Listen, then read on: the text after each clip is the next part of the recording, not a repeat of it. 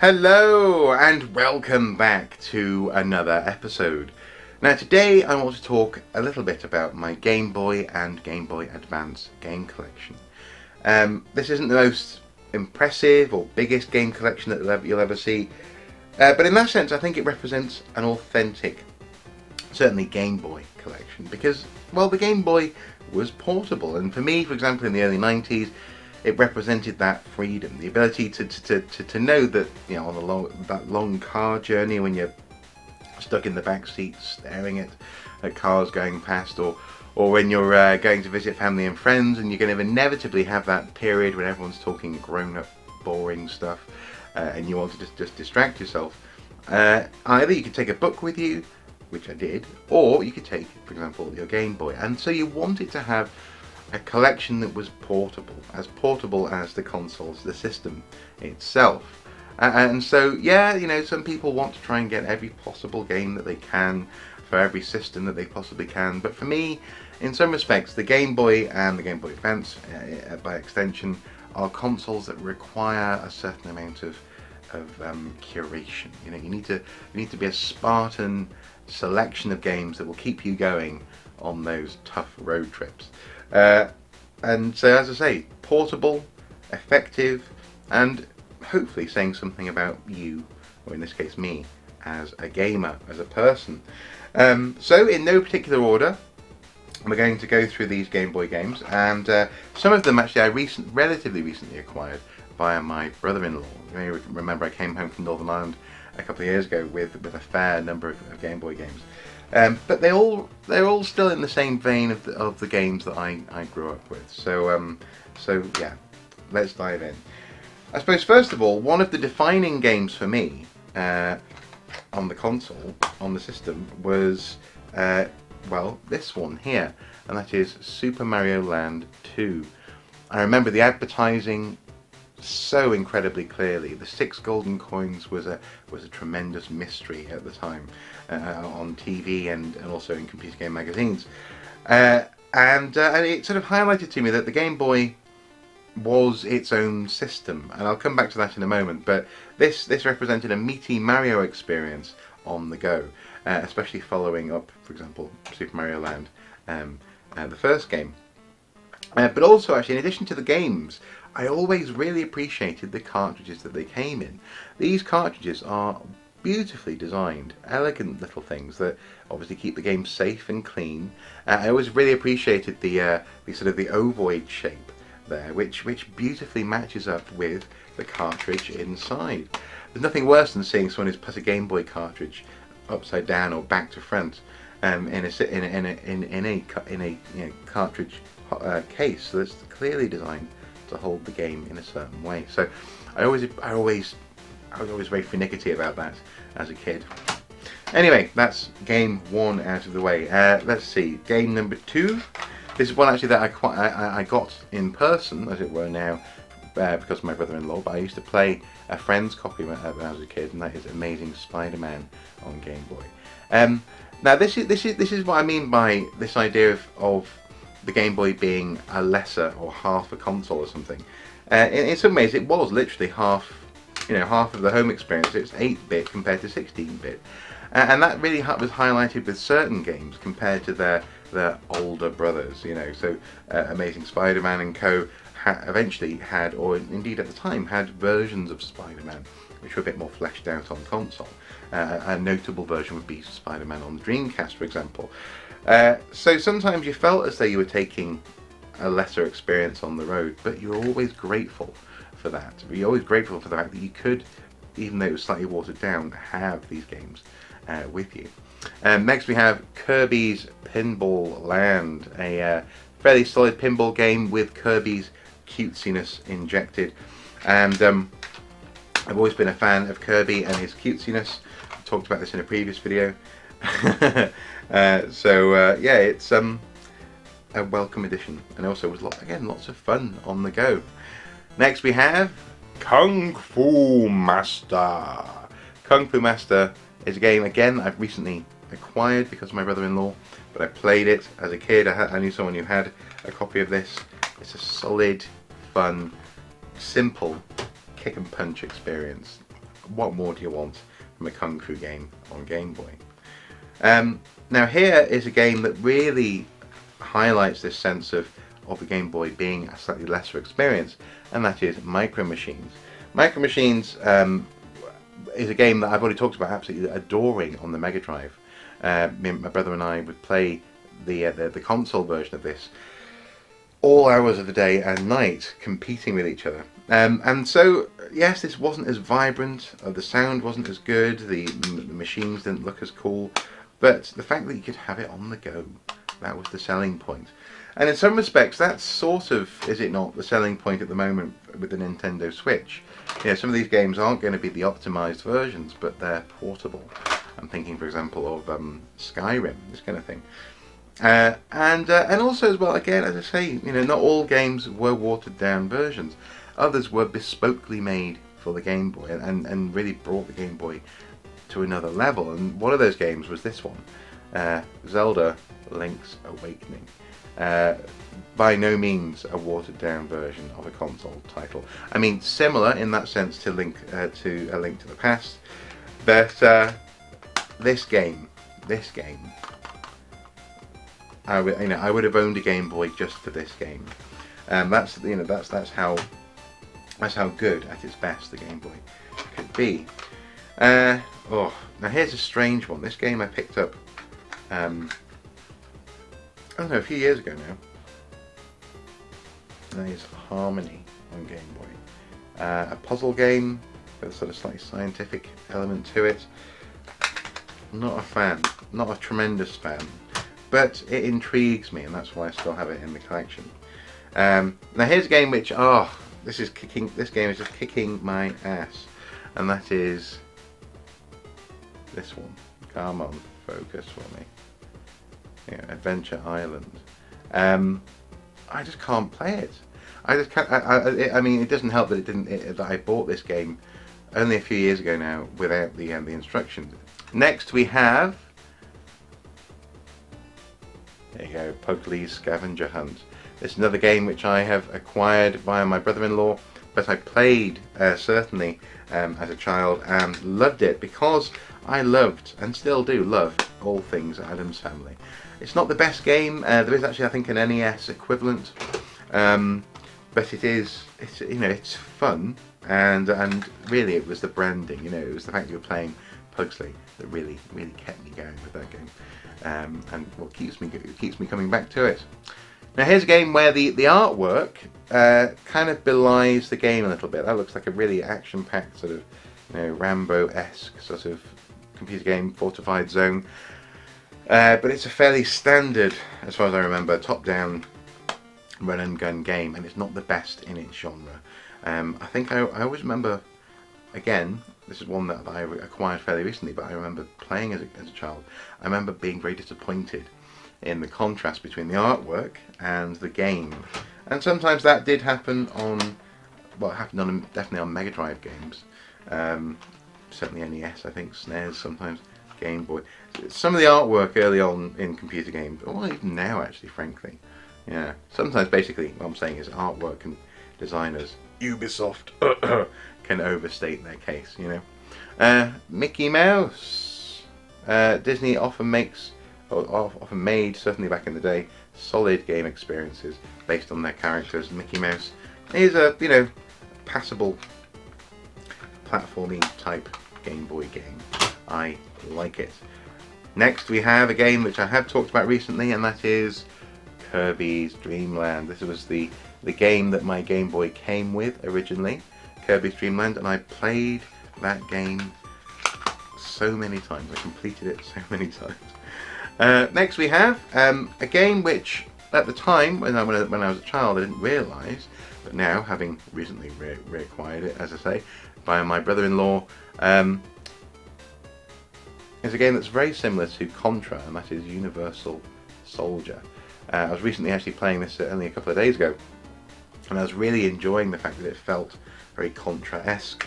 There's a couple of extra layers in terms of gameplay and considerations, I think, in this game that slightly complicate it compared to, for example, Contra. So in some respects, I think Universal Soldier would benefit from being a slightly more simple game, as opposed to trying to be too much like a like the movie experience. Next we have Battletoads in Ragnarok's World. And this is a game that recently, certainly these characters have recently attained near cult-like status. I think because people are curious about them. They look a little bit like the Ninja Turtles, but they're not the Ninja Turtles. The games are fairly good, but they're not the best. They're an intriguing bunch. Clearly intended to be the next Turtles in terms of game franchise. But yeah, again, that's one that I acquired recently, but I did play as a kid, and it's cool.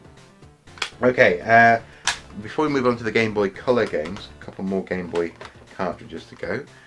We have, well, let's take a look. We have, come on now, Monopoly. Yeah. No, it's not a very good Monopoly port. Well, given that Monopoly is a board game, it's not really a port. It's not a very good, approximation of Monopoly. And we have Terminator 2 on Game Boy, which, in my humble opinion, is okay. Some people really think it's terrible. This LJN game on Game Boy, but I think it's pretty good. It's certainly better than some other Terminator 2 games that I've played. Like there were I think one of the versions was a Mega Drive version, which was just painful to play. Next we have, got my hands full here. Hang on. Next we have one of the first games I played on Game Boy, and that is Donkey. Come on, focus. Donkey Kong Land, which I loved, not least because it came in a yellow cartridge, but also actually the graphics on this game, the density of the pixels that they're playing with in Donkey Kong Land is fairly impressive. The game looks like they've sort of taken a photograph of a SNES or of the SNES Donkey Kong Country and plonked it on a Game Boy. Sometimes though, that does mean that the game looks a bit muddy. It can make the game a little bit hard to play in places, but again, I have fond memories of that game. And here's one which has come into my possession in recent years, and that is Super 150 in 1, a bootleg title combining lots of different games on one cartridge, notably doubling them up in some cases. So actually there's around 70, maybe 80 games on this, and just changing the name on the menu. This is the sort of cartridge which I used to get very excited about as a kid, because you'd be like, oh, 150 games on one card, oh my god. But now as an adult you go, oh yeah, but it's a very compromised experience. It's not the best in the world, but a good bootleg cartridge now and then does you the world of good. Next we have Game Boy Color game, Thunderbirds. This is a game which I purchased with, well, a huge amount of curiosity. I bought this is actually the last game that I bought from Bulmer's in York. I've talked about Bulmer's in a previous video. Sadly, they've closed down now, and it's a shame that this was the last game I bought from them, because I bought this a couple of years ago, well, a few years ago now, and it's very difficult to figure out how to play without the instruction manual. I'll have to try and look that up online. And here's another game which probably shouldn't be on the Game Boy. It's another sort of PC-ish type experience. Heroes 2. I've tried playing it, and again, I just cannot get my head around it. Maybe there's something about Game Boy Color games. Actually, it can't be, because these two games are fairly solid. And that is, first of all, we have Star Wars. Is it Obi-Wan's Adventures? So just again, just focus. There we go. Obi-Wan's Adventures. Yep. Pretty cool. Came out around about the same time Star Wars Episode 1. A fairly solid sort of hack and slash adventure game. And we have Super Mario Brothers Deluxe. Slightly battered, but this game is wonderful. A wonderful little Mario Brothers collection with battery saving. I like it. I like it a lot. So those are my Game Boy games. Again, not the biggest collection that you'll ever see, but I think it says something. And next we have my Game Boy Advance games. Let's open up this Tupperware box. Oh, trying to spill everything. And here we go. Now these games I always found very interesting because people used to sort of talk about how they were the equivalent of PlayStation, like 32-bit games or whatever. I never really understood. I understood what they were getting at, but the experience is not comparable. I mean, sure, okay, the Game Boy Advance could do certain things on paper, but often the games in practice weren't that good. So, for example, let's see. Yeah, well, here you go. Actually, Lemony Snicket's A Series of Unfortunate Events is a game that's brilliant on GameCube. I very much enjoy that. But on Game Boy Advance, it's hard to see exactly what's going on. The graphics are a bit muddy. The gameplay isn't as deep, so it's kind of weird. The Game Boy Advance has always felt like a strange console to me. Neither fully, 3D capable, but also not a million miles away from the original Game Boy. You know what I mean. Super Mario Advance. Nintendo doing the thing that they seem to love doing, that is just releasing a whole load of games with the current console's name after it. Super Mario 64, this kind of thing. Here we have Super Mario World, Super Mario Advance 2. There we go. Quite cool. Again, very nice, bright colours, good use of the Game Boy Advance's capabilities. Next we have Jurassic Park 3, the DNA Factor, and this game is one which, well, is better than the movie, shall we say. Make of that what you will. Spider-Man. Come on. Spider-Man Mysterio's Menace. This is quite a good Spider-Man game. I always appreciate those Spider-Man games that get or try to get the elegance of Spider-Man's movement in combat and in swinging right, and that game gets closer than most, shall we say. Next we have The Mummy. This was an animated TV series cartoon that came out around about the same time as the Brendan Fraser film. And we have Simpsons Road Rage, which is one of my favourite Simpsons games. Sadly, I've got a version of Simpsons Road Rage on PlayStation 2, and sadly the game just doesn't work. It refuses to work. You have to try and get another copy because I want to play the full console version, but the Game Boy Advance version is fairly good fun. Next we have Inspector Gadget, the Advanced Missions. If we'll again, let's get it to focus. Come on, camera. There we go. Inspector Gadget. Again, it's that sort of slightly muddy Game Boy Advance experience.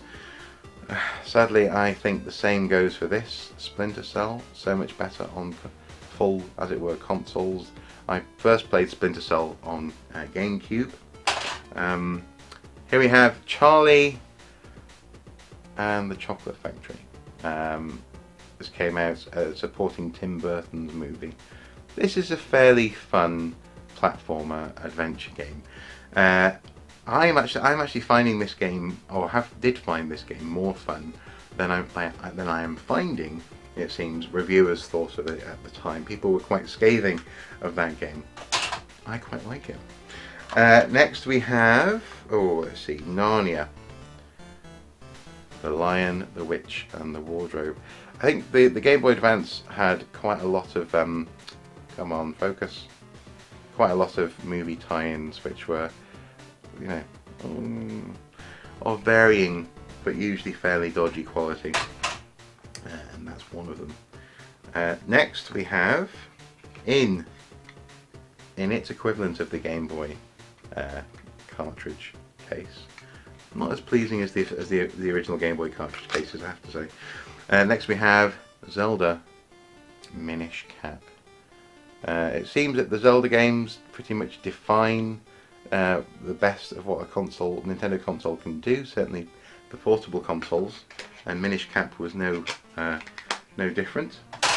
I'm about 2/3 of the way through that game, in all honesty, because I've been a bit distracted by another Zelda game, which I'll come to in a moment. Next we have Disney Pixar's computer game of Finding Nemo. See, hopefully you've noticed a bit of a theme here, and that is that by this point, Nintendo were really going hell for leather on these deals with these publishing deals with games that you sort of knew were going to be a bit disappointing. They weren't pure computer game experiences. They weren't, for example, designed to be games. They were games of movies. They were game experiences, this kind of thing. And then so here we have a couple of things: Crash and Spyro Super Pack Volume 3. There we go. And we have Millipede Super Breakout and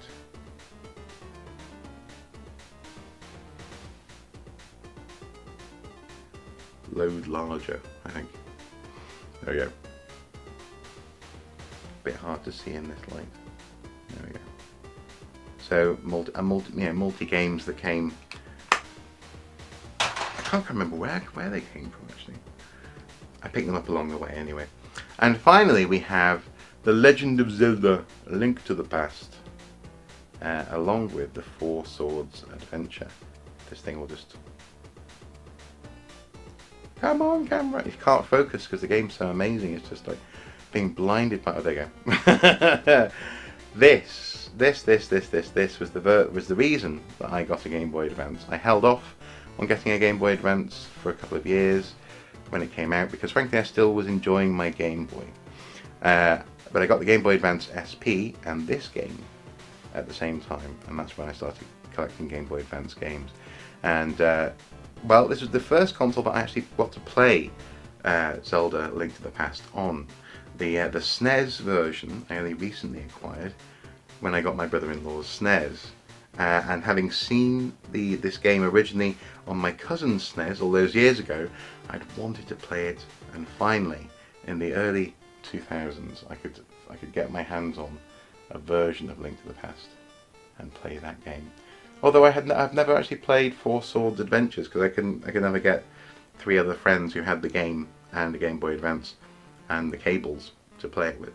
So never mind. But a gem, absolute gem on the console.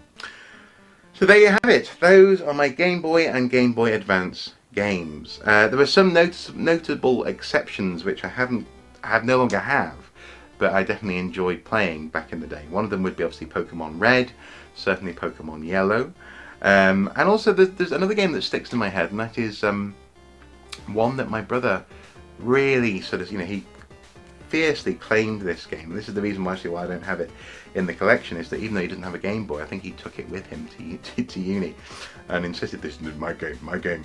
And that was James Bond 007, I think that's what it was called. I remember you could play Baccarat at a casino in the game. That was fairly good fun. Again, but though fairly, as with so many of these Game Boy games, fairly big concept, and then sort of middling delivery because of the limitations of the graphics and the buttons. And so when they got the Game Boy, and also Game Boy Advance for that matter, when they actually understood what the console could do, these things were incredible. But sometimes people had slightly concepts that were a bit too big, I think, and I think really epitomised by Heroes 2 here, and tried to over-deliver on a console that couldn't quite hack it, if so. So yeah, James Bond 007. I remember that one. Yeah. Anyway, guys, hopefully this has been vaguely interesting. As ever, until next time, do take care. Bye bye.